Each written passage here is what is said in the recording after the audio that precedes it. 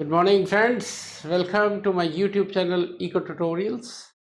In the series of lecture on CBSE 12th Economics, today we are doing another important topic for CBSE Economics. Friends, देखो ये जो national income का portion है आप लोगों के लिए 10 नंबर का है और किसी टाइम पर ये नेशनल इनकम 35-40 नंबर की CBSE इकोनॉमिक्स में होती थी। पूरी एक बुक नेशनल इनकम की ही हुआ करती थी, साथ में थोड़ा सा मैक्रो इकोनॉमिक्स का पोर्शन होता था। अब ये 10 नंबर की है तो काफ़ी कुछ कटा है इसमें। देखो इसमें बेसिकली आपने ये एक तो ये एग्रीगेट्स करने हैं, एक मेथड्स करने हैं, न्यूमेरिकल्स करने हैं। टोटल 10 नंबर का। कोई सीबीएसई का paper without the numerical of this chapter complete नहीं होता। आप पिछले 10 साल के पेपर उठा के देख लो, आपको पता चल जाएगा कि मैं क्या कह रहा हूँ। तो that way this lecture is going to be very important for you. देखो इस लेक्चर में शुरू होने से देखो यहाँ दो टर्म्स हैं जो आपको मैंने पिछले वीडियो में बता दिया। I have already gone through these two terms in last video, लेकिन इसमें मैंने यूज़ करनी है इसलिए दोबारा से इनको यूज़ कर रहा हूँ और इसके अलावा दो टर्म्स और करूँगा, वो बताता हूँ। तो what is factor income? That is income received for providing factor services. आपको पता है कि चार वर्क फैक्टर्स ऑफ प्रोडक्शन है: land, labour, capital, entrepreneur. Land को मिलता है रेंट, लेबर को मिलता है वेज, कैपिटल को मिलता है इंटरेस्ट और एंटरप्रेन्योर को मिलता है प्रॉफिट। और ये क्यों मिलता है? Because they provide factor services. Land provide करने के कारण रेंट, लेबर को वेज मिलता है, कैपिटल देते हो तो इंटरेस्ट मिलता है, और अगर कोई रिस्क लेके फैक्ट्री लगाते हो तो that is reward is profit. ठीक है, कि कुछ करने पर मिलता है आपको। देखो क्या लिखा है: factor income refers to income received by factors of production for rendering factor services in the productive process. क्योंकि फैक्टर सर्विस आपने प्रोवाइड की। कहता है it is provided for providing factor services, ये आपको बोल ही दिया, और ये आपकी नेशनल इनकम में इंक्लूड होगी। ठीक है, और जो दूसरी टर्म अभी आएगी वो बताऊंगा क्यों नहीं इंक्लूड होगी। Then example rent, wage, interest, profit, अभी आपको यही एग्जाम्पल दे रहा हूँ। इसके साथ इसकी पैरेलल टर्म खड़ी होती है, that is transfer income. Income received without providing any service. ये कौन सी इनकम है कि आपने कोई काम नहीं किया लेकिन आपको दी जा रही है? बड़ा सिंपल एग्जांपल हम इसका देते हैं। कोई स्कॉलरशिप है, अनएम्प्लॉयमेंट अलाउंस है, ओल्ड एज पेंशन है। Why you are getting old age pension? कि 60 ईयर्स हो गया, इररिस्पेक्टिव ऑफ 1 2 3 कौन सा आदमी कौन है क्या है कुछ नहीं। Everyone who have achieved this age of 60 will get this old age pension। और अनएम्प्लॉयमेंट अलाउंस आप रजिस्टर कराओ, इतने पर्टिकुलर पीरियड के लिए आपको कोई एम्प्लॉयमेंट नहीं मिलती तो आपको गवर्नमेंट एक अलाउंस देती है। इसी तरह स्कॉलरशिप दी जाती है, चाहे वो विद इन द कंट्री हो या बाहर से आ रही हो। इसके रिवार्ड इसके मिलने के बाद आपको कोई सर्विस देना नहीं देनी पड़ती। ठीक है, कि आपको बगैर कोई काम किए ये मिल रहा है। देखो क्या लिखा है: transfer income refers to income received without rendering any productive service. ठीक है, it's a unilateral payment, one sided है, आ रहा है, इनवर्ड है, आउटवर्ड फ्लो नहीं है। It is not included in national income, मैंने बता ही दिया। It can be received either within domestic territory और from outside the country. Scholarship है, कहीं से भी आ सकती है। ठीक है, द एग्जाम्पल दिया हुआ है इसका, देखो: old age pension, scholarship, unemployment allowance, pocket money, etcetera. इसके बाद देखो ये बहुत इंपॉर्टेंट नोट है, क्या कि आप गवर्नमेंट को भी एक ट्रांसफर इनकम होती है, और कौन सी है? वो है टैक्सेस। टैक्स की डेफिनेशन क्या होता है? It is payment made to the government without expecting anything in return. एक पेमेंट कर रहे हो गवर्नमेंट को without expecting in anything in return, कि गवर्नमेंट को ये बगैर, अच्छा अब ये कहोगे, आप कहोगे जी नहीं ये टैक्स देने से ये रोड्स वगैरह इंफ्रा वगैरह बनता है। देखो ये जरूरी नहीं है कि जिसने टैक्स दिया उसी के घर के बाहर रोड मिलेगी, हॉस्पिटल उसके घर के बाहर खुला होगा। इट कैन बी, यो हो सकता है वो सड़क उस रास्ते से जा रही हो जहाँ कोई भी टैक्स पेयर ना हो, हॉस्पिटल वहाँ हो जहाँ कोई भी टैक्स पेयर ना हो। तो इसीलिए कहते हैं tax is the payment made to the government without expecting anything in return. तो टैक्स एक ट्रांसफर पेमेंट है ट्रांसफ़र इनकम है रिसीव बाय द गवर्नमेंट। इसी तरह गवर्नमेंट भी एक पेमेंट करती है बाहर, transfer payment, without expecting anything in return. Subsidy, subsidy क्या है कि कोई रीजन है अंडर डेवलप्ड है, कहते हैं जी आप यहाँ फैक्ट्री लगाओ तो आपको जितनी इन्वेस्टमेंट या लोन लोगे उसमें इतनी सब्सिडी हम दे देंगे, गवर्नमेंट हेल्प देती है। ठीक है, किसी चीज़ को पर्टिकुलर एरिया को डेवलप करने के लिए government without expecting anything in return आपको सब्सिडी देती है। देन देखो ये दो टर्म हो गई, दैट इज ये डिफरेंस आपको मैंने बताया है, एक नेशनल इनकम में इंक्लूडेड है, एक नहीं है। एक फैक्टर सर्विस का रिवॉर्ड है, दैट इज फैक्टर इनकम, एक without expecting anything in return है। और ये इसके आप एग्जांपल देखें आपने, rent wage interest profit, that is factor income, old age pension, unemployment allowance, that is transfer income, transfer payment या ट्रांसफर इनकम, जिसको मिला उसके लिए इनकम है, जिसने पे किया उसके लिए पेमेंट है। देखो ये टर्म मैंने पिछले वीडियो में कर लिया था काफ़ी, तो इसलिए मैं ज़्यादा इस पे नहीं देता। Before coming to this national income aggregates, again two terms, domestic territory and normal resident. Domestic territory का आपको बताया था कि what you include that political and geographical frontiers plus certain exceptions, embassies etcetera, वो पिछले लेक्चर में जाओ, वो पता होना चाहिए कि डोमेस्टिक टेरिटरी जब वर्ड यूज़ हो तो क्या होता है। दूसरा, नॉर्मल रेजिडेंट किसको कहते हैं हम? Anybody who is living in a country for more than 1 year and his centre of economic interest lies in that country. कुछ एक्सेप्शंस थी वो बताई हुई हैं आपको, आप पिछले वीडियो पे जाओ। तो ये 4 टर्म्स आपको बिल्कुल दिमाग में, factor income, transfer income, domestic territory and this normal resident. एक टर्म आएगी NFYA, net factor income from abroad, उसको मैं इंट्रोड्यूस करूंगा आपको। सबसे पहले हम चलते हैं पहली टर्म पर। देखो इसमें ये कुछ टर्म्स मैंने रेड में लिखी है, कुछ वाइट में, इसका आपको मतलब अभी पता चल जाएगा। First term is gross domestic product. आप इकोनॉमिक्स के स्टूडेंट हो, आप अगर टीवी देखो तो हर दूसरे तीसरे दिन आपको न्यूज़ में ये टर्म मिल जाएगी, GDP। अब ये क्या है, जरा बड़े प्यार से सुनो। कहता है it is the market value of final goods and services produced within domestic territory in an accounting year. 2-4 important बात है।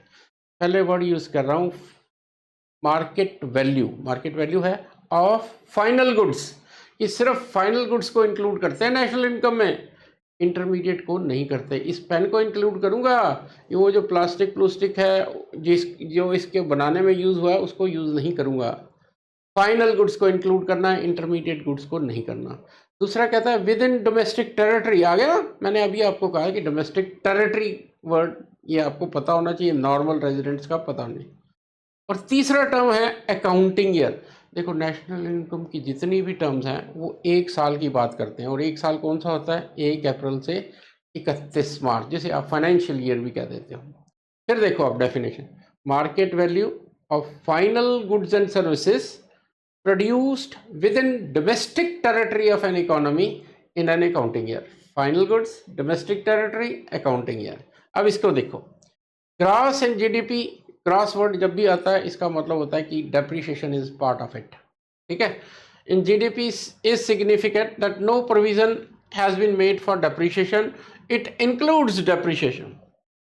Domestic signifies that includes goods and services produced by all units located within domestic territory। आगे बात कि domestic territory को include करना है, irrespective of the fact whether produced by resident or non resident। ये आपको मैंने बताया था कि कोई फॉरेन की कंपनी यहाँ लग रही है तो वो डोमेस्टिक टेरिटरी में आ जाती है, और उसका जो भी प्रोडक्ट है वो GDP हमारे में जाएगा, ना कि उनके। देन मार्केट प्राइस, अभी आपको मैं 1-2 टर्म्स इंट्रोड्यूस कराने वाला हूँ, market price and factor cost, आपको पूरी डिटेल में ये आ जाएगा। Product in GDP signifies only final goods and services. बात वही आ गई, 3 चीज़ें हैं, फाइनल गुड्स है, डोमेस्टिक टेरिटरी है, अकाउंटिंग ईयर है। ठीक है, डेप्रिसिएशन इसमें इंक्लूडेड होता है। अब नेक्स्ट चलो, देखो मैंने ये 6 बेसिक्स लिखे हुए हैं।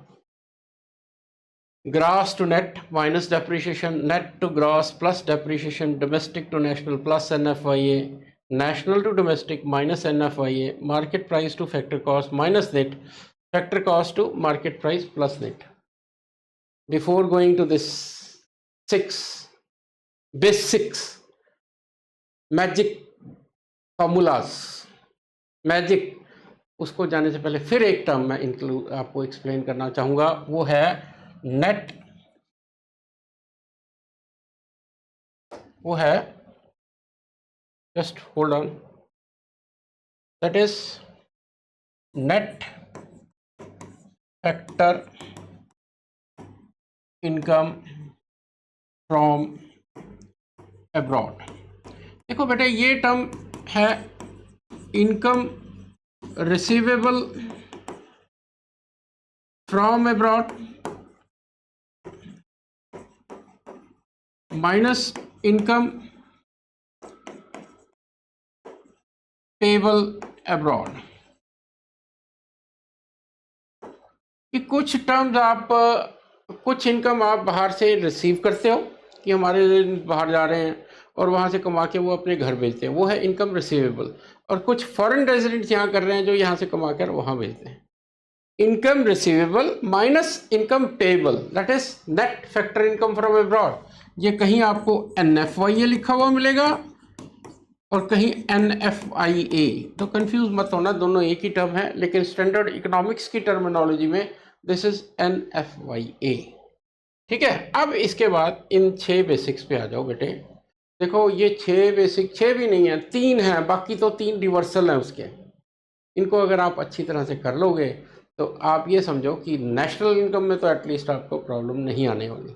Gross to net minus depreciation, net to gross plus depreciation, domestic to national plus NFIA, national to domestic minus NFIA, market price to factor cost minus net, factor cost to market price plus net.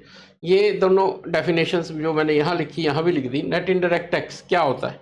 Indirect tax minus subsidy. आपको अभी मैंने 2 तरह के tax होते हैं, एक direct एक indirect. Direct is directly paid to the government, income tax. Indirect tax not directly paid to the government, जैसे है GST। आप कोई चीज़ खरीदते हो, वहाँ से GST देते हो और वो पेमेंट गवर्नमेंट पे जाती है, that is indirect tax. Indirect tax minus subsidy. NFIA में लिख ही दिया, income receivable from abroad minus income payable abroad. अब इसका मतलब क्या है देखते हैं। देखो अब इसका मतलब बेटे, देखो इस 6 बेसिक से मैं कोई भी फार्मूला नेशनल इनकम का बना लूंगा। देखो फॉर एग्जांपल मैंने अभी पढ़ा GDP एट MP, कोई भी है, मार्केट प्राइस भी बताता हूँ आपको।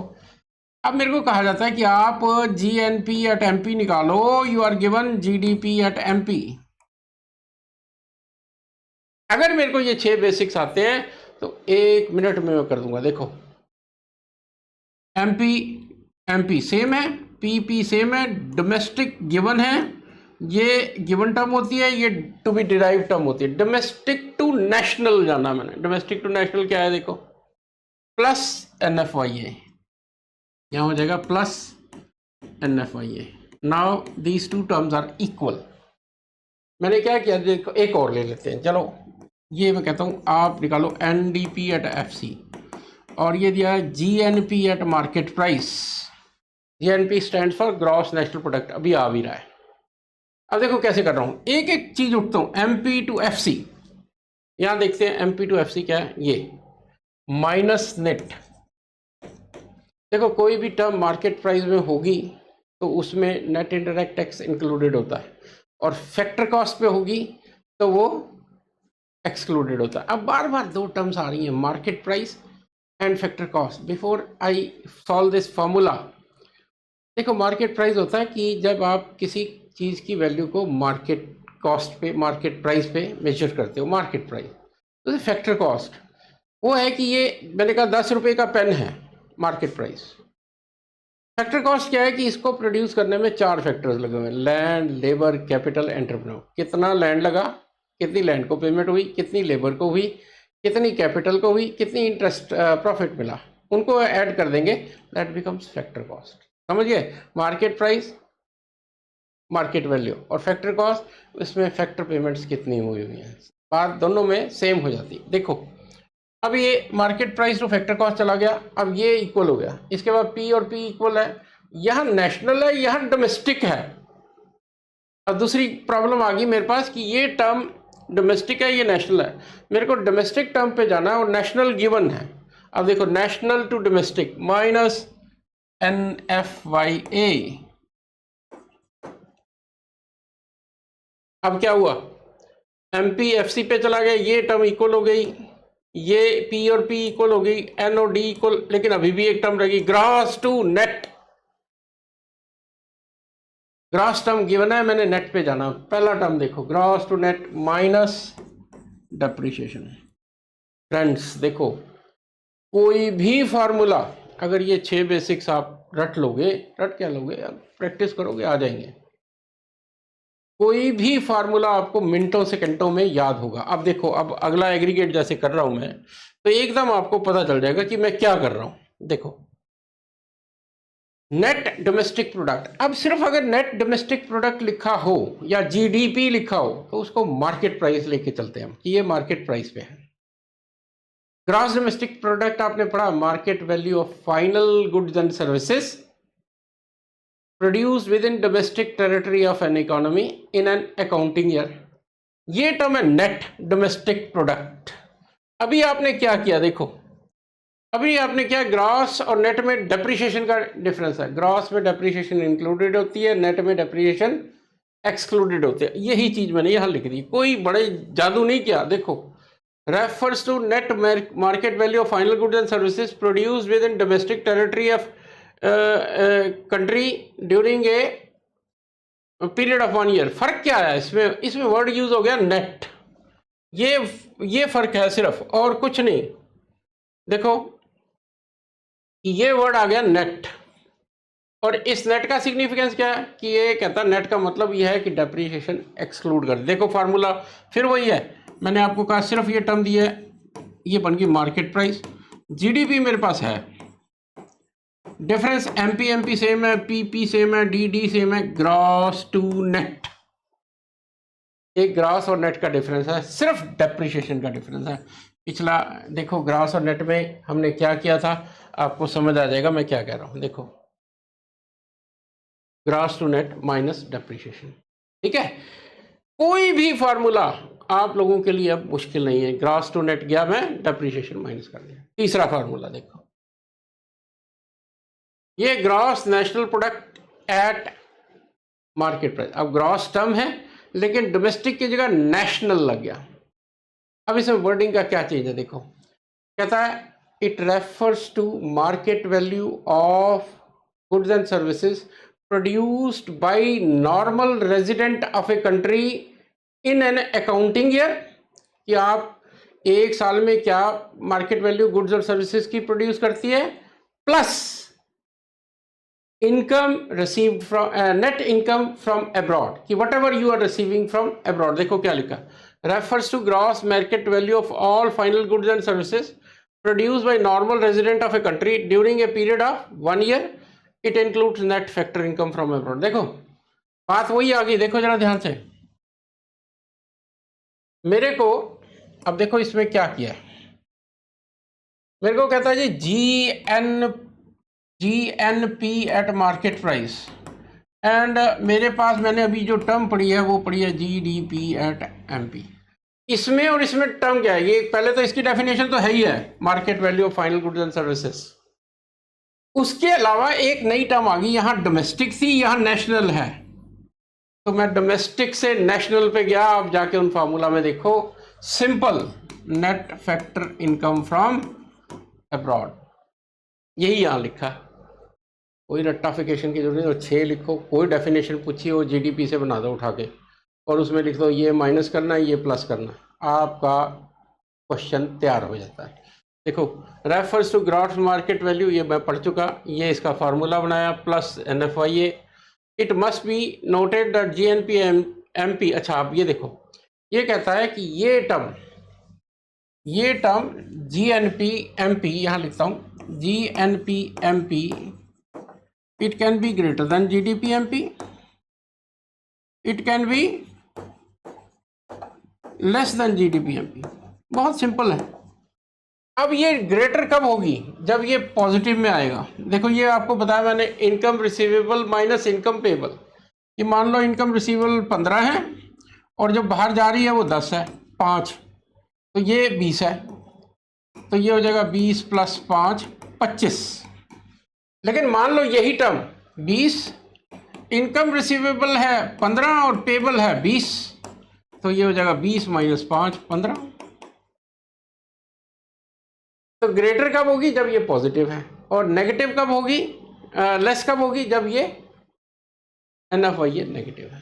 वेरी सिंपल, फार्मूला बना लो, आंसर अपने आप फर्स्ट क्लास आ जाएगा। इसके मैं न्यूमेरिकल्स नेक्स्ट स्लाइड में करूंगा और सिंपल हो जाएगा, देखते जाओ। Net national product at market price, अब मेरे को कहना ही नहीं चाहिए। देखो नेट फर्क क्या आ गया, नेट नेशनल, जीएनपी आपने पढ़ी है, जीएनपी में है market value of final goods and services plus NFI, ये आपने क्या net factor income from abroad. साथ में इसमें आ गई वर्ड आ गया नेट, नेट का मतलब डेप्रिसिएशन माइनस करनी है। देखो सिंपल, यह है NNPMP। यहाँ पर देखो, यहाँ पर मैंने जीएनपी पे सीधा ही लिख दिया डेप्रिसिएशन माइनस। मैं जीडीपी से बना के दिखा देता हूँ आपको। जीडीपी आपने फार्मूला किया market value of final goods and services, MP same है, पीपी सेम है, डोमेस्टिक टू नेशनल पे चला गया, NFY ये बन गया।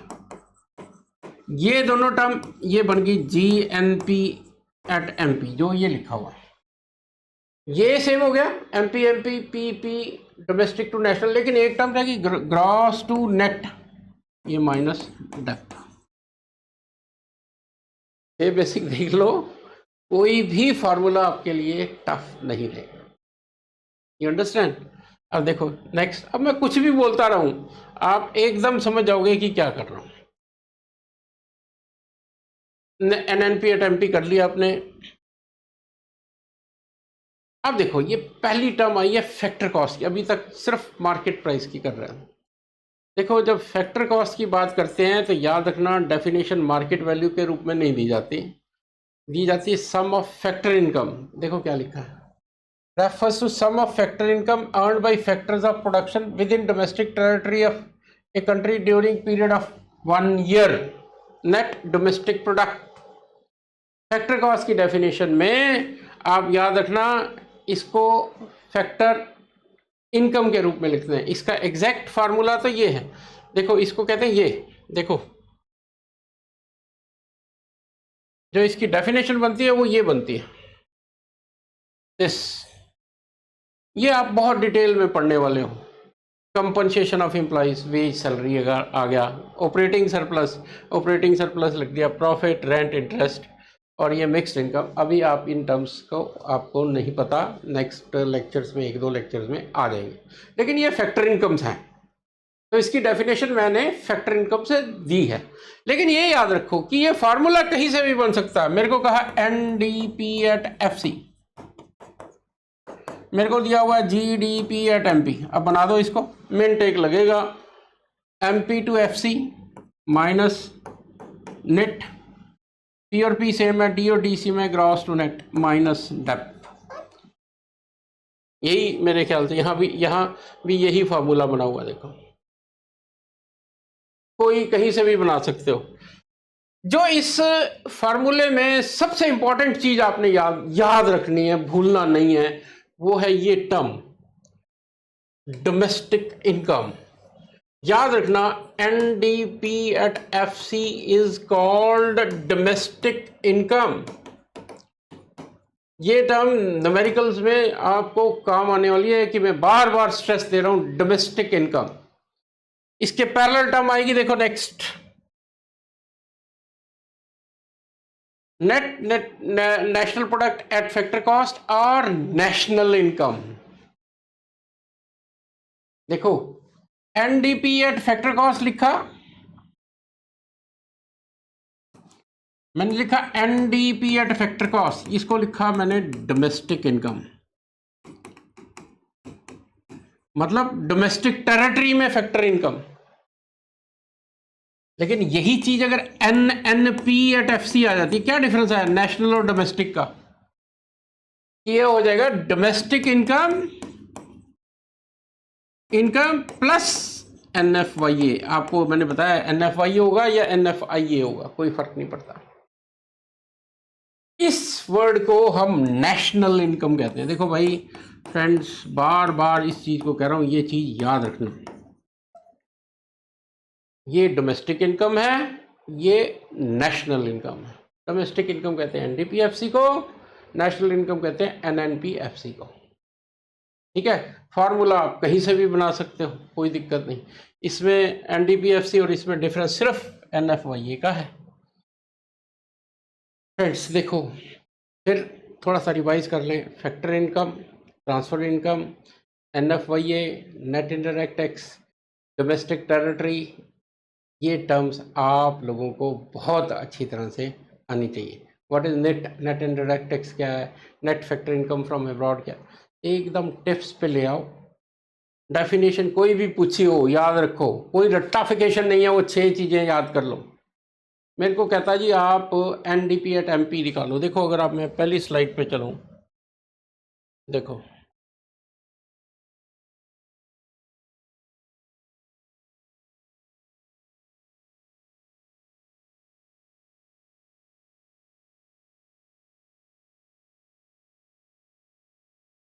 देखो